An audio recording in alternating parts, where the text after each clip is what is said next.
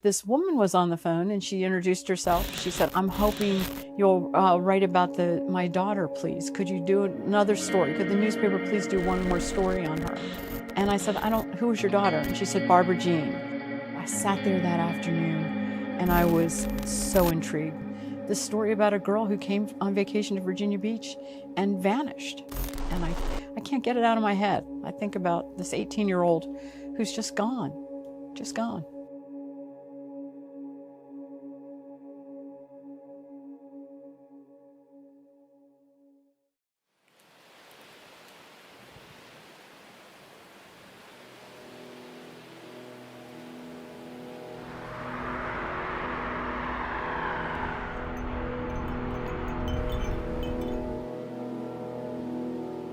Barbara Jean and I were neighbors. When I was 8 years old, I moved into that neighborhood.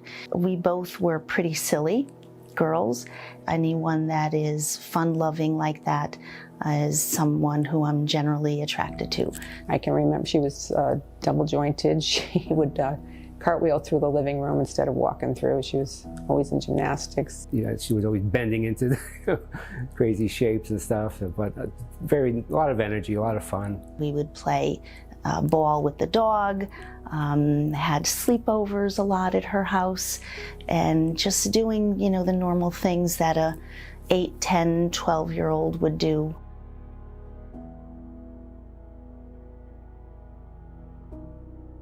At that time, I didn't really know Barbara that well, because Barbara was Joanne's little sister. You know, she was more of the pain in the neck little sister when we first met. As far as the high school scene, we were majorettes and had a lot of fun at bonfires and pep rallies and that sort of thing. She was only 18, and she'd also been very sick that year. Barbara Jean had Guillain-Barré disease, which is, I think it's some sort of lung ailment. It's an infection that attacks your body and moves all the way up, and that's why when you're in the hospital, you have a respirator. I remember a bunch of us visiting her in the hospital and then getting kicked out because we were too loud and making her laugh, and she was fatigued and we shouldn't be doing that. It's kind of, you know, ironic. I mean, she could have died from that, and she lived through that whole thing, and then we still had her taken from us, so.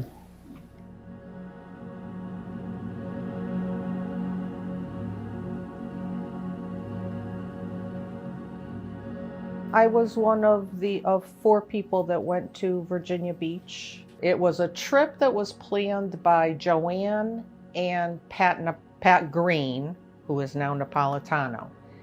And I was invited as the 3rd person to go. And then shortly before we left, Barbara became part of the crowd that was going. I was picked up early in the morning by Pat. She had just gotten a brand new car, and therefore she was the one that was driving. You know, we were 4 young girls excited to go to Virginia Beach. I hadn't met Barbara or Jackie until the day we got in the car and drove to Virginia Beach. The trip down, it was like we all talked, I would say the entire trip. We started playing music and singing. You know, it was a fun ride down. They came to Virginia Beach, I believe, August 20th, 1978. They checked into the old Aloha Motel on 15th Street, right there it was on Pacific Avenue and 15th. And they did what kids do when they come to the beach. They were having a great time. They were really enjoying themselves. I think we probably arrived there early in the day and went to the beach for a while. We went to several bars, one of which, I believe the name of it was Peabody's. They met 2 gentlemen who were working there at the time, and Barbara Jean took a liking to one of the 2 males.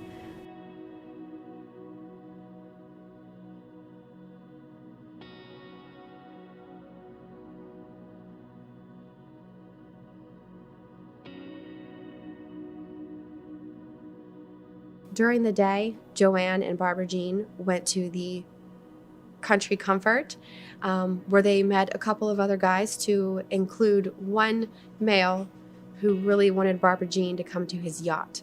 We found out later that his name was James Moore, also known as Jimbo Moore. You know, I think it was like 10:30, We were already back at the hotel. We were tired, I think because we had stayed out so late the night before.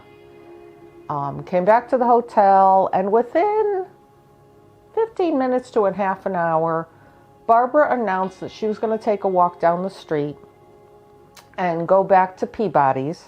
We didn't think anything of it, as strange as that sounds, to let her go off by herself, because we were in Virginia Beach. It was early for such a vacation spot.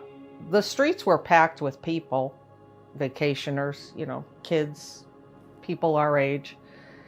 And the bar, as I remember it, was only a few blocks away from the hotel. So it wasn't like she was walking far and she knew where she was going.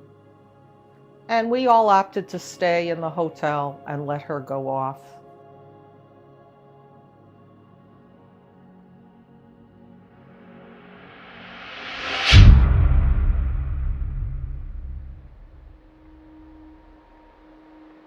We get up the next day. It was probably very late in the morning, and realized the barber wasn't there.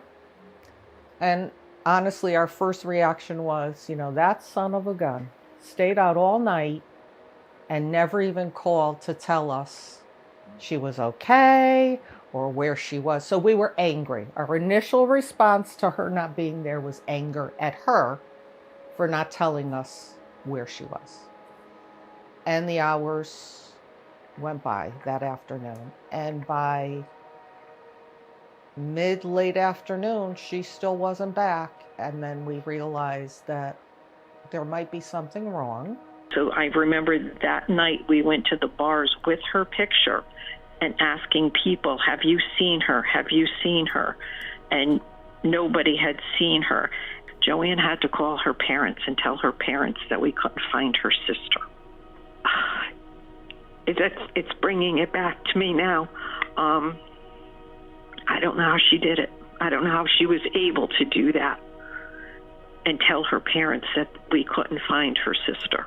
She said, how are you? And I said, good. How's everything down there? And she said, not good. We can't find Barbara. And my jaw just dropped, and I handed the phone over to Teresa. And I never remember that they got in the car and they came down, and it was mayhem after that. The car ride home was extremely quiet. It was like nobody knew what to say, because there was nothing to say that was going to help anything. The fact it was shock that we didn't know what happened, and how is it possible for us to be in the car driving home without somebody we went with. That was very difficult to do. When she first went missing, we didn't know whether somebody was holding her or whether she held against her will. I was getting married in 2 weeks.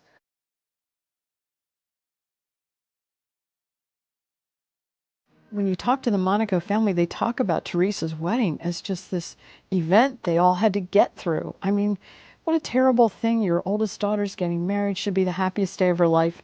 And they were waiting to see if Barbara Jean would walk in the door.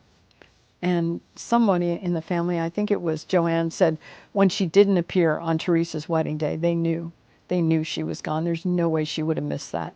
I remember interviewing Teresa, the oldest sister who was not on this trip. She felt guilty because she'd given Barbara Jean the money to come to Virginia Beach. Barbara was more or less like the tag along, because she just graduated, and I actually ended up giving her the money to go. I mean, she had a rough year, and I just wanted her to have a good time. She said she still had the canceled check. She said, I wish I hadn't given her the money, because then she might not have been able to go.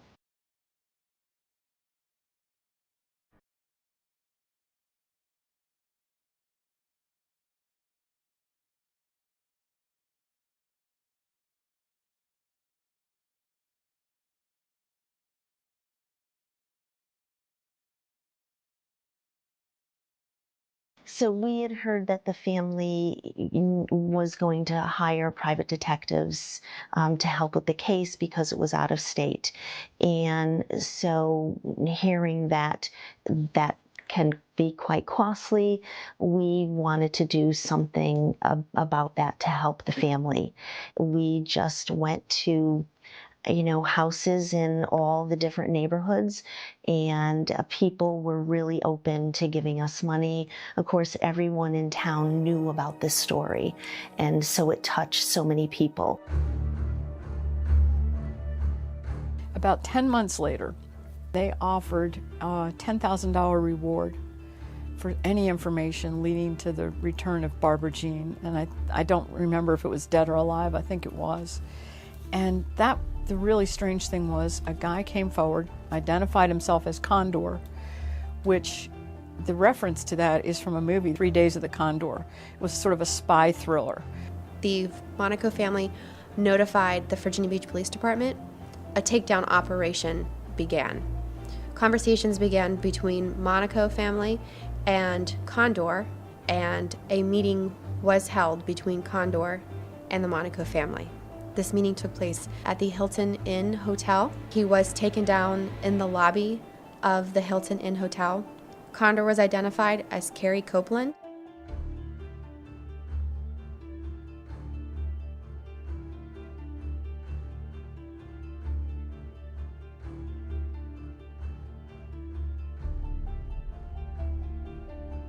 That unknown male was later identified as James Jimbo Moore, the same male from the Country Comfort who was talking to Barbara Jean about the yacht.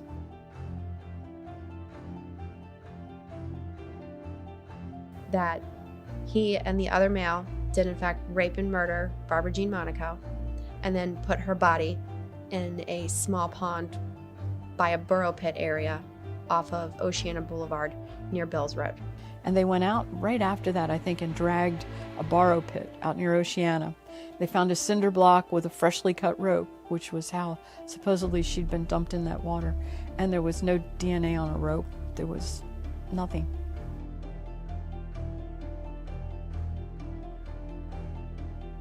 He denied doing any wrongdoing with Barbara Jean Monaco. He took a polygraph. He did not pass. It was learned that Jimbo Moore was a person that was with him that night. Jimbo Moore was also spoken with, and he too did not pass the polygraph. Both of them would both deny and then admit and then deny that they had seen Barbara Jean the night in question of her disappearance. They were not able to provide information about how they left, how they all went their separate ways. They all denied, both of them, that they would rape or murder Barbara Jean Monaco. So it was really this rabbit hole of listening to the two main characters go back and forth and waffling on what did or did not occur that night. Both of them can put Barbara Jean Monaco in a station wagon on the night of her disappearance. The station wagon was said to be white or tan.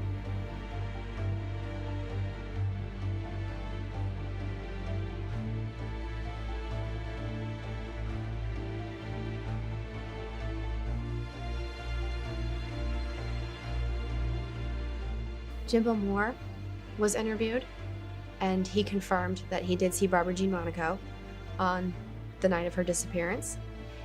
He confirmed that they went to a boat off of Oriole Drive. He described her having her specific footwear to be clogs on the railing. You were there, you know but I something. don't remember. And I believe you could help us, and I believe you could come up with some answers and help these officers come up with some answers on this thing. If it's someplace where they can look, where you can suggest in your imagination where they If I can had a look. place, I would tell them. Your mama telling anything about come on get some of it or anything? No, I can't remember that. Your mama seen I know. That doesn't really sound like me saying something like that. But like I say, if being drunk, I might have said something like that. If he went into court and said that you told him to come on get some of that, what would you say about it in court if he took the stand and swore under oath? What would I say? Mm-hmm. What could you say? I couldn't say. Would you be able to I couldn't remember. take the stand then and get up there and hold up your right hand to the Almighty? And I wouldn't be able to do that because I don't remember. He continued to deny any nefarious actions with Barbara Jean Monaco, and also cannot provide an explanation about how that night ended. 2 days later, Jimbo Moore killed himself. Jimbo Moore died of carbon monoxide poisoning after being found in his vehicle.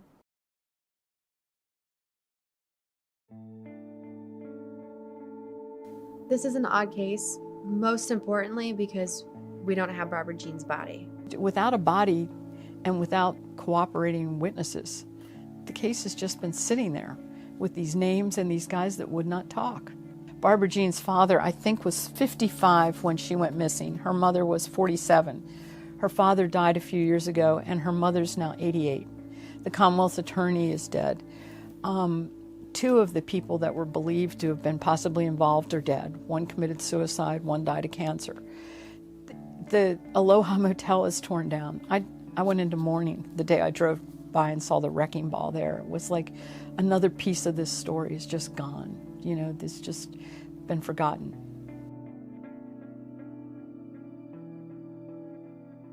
On the 25th anniversary of Barbara Jean's disappearance, they held a memorial service for her in Connecticut. And I went up there. That's the only time I've ever been to Derby, Connecticut. It was one of the most moving things I've ever seen. I mean, a beautiful old Catholic church. And in the front, I believe it's probably where Teresa was married, where probably they were all baptized. And in the front of the church where you'd normally have a casket, there was just a picture and a big bouquet that said daughter on it. And it was sad seeing a funeral service without a body. But they were trying to get what we all talk about as closure, which is a term that gets overused, but I really do believe that's what the family was looking for that day. And my impression is that they didn't get it. You know, having a service makes you feel good for a while, but you still have the mystery. The Monaco mystery just sits out there. My parents really couldn't deal with not having the closure, so they decided to have that mass.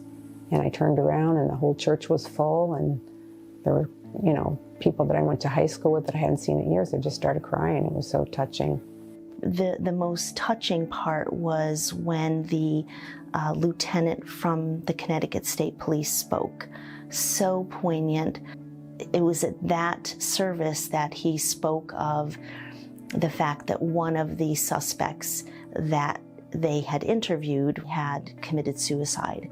That was pretty incriminating right there. So is that justice? I don't know. I don't know if I'm the one to be able to answer that question. But certainly the guilt was heavy enough on that individual to feel that he does not deserve to go on in life, but at his own hand, versus Barbara didn't have that choice. I've been told by Joanne that there's a monument in the cemetery up in Derby, Connecticut, with Barbara Jean's name on it. I think it may be her own monument or she's on her dad's. When my dad died, she just wanted to have some, you know, so she has something written on the stone there and about my sister, so. And obviously I'd like to find out what happened to her and bring justice to those responsible. But to bring the whole story together and find out the truth, what really happened to her, what transpired, you know, that night. Barbara's father passed not knowing what happened, but, you know, I think Mrs. Monaco would rest comfortably if at least she got some closure, whatever that is. You know, if they could find out. And, you know, and poor Joanne. This has affected her very badly. For my mom's sake, I just wish that she could have her remains back. So if there was someone that knew something in Virginia Beach, if they knew anything at all, if they would just come forward, it would just, nobody knows how much it would help. She should be remembered as just a really fun-loving, silly person who was a great friend, like a sister. She was tough. Fun, silly, a good friend, but a tough chick too. You know, she didn't have much time on this life. She only had 18 years. She just went through high school and it was taken from her. So she didn't have a lot of time to do much, but the time she was here, she was just kind and caring and a lot of fun, energetic, and it's just sad that her life was taken from her so young.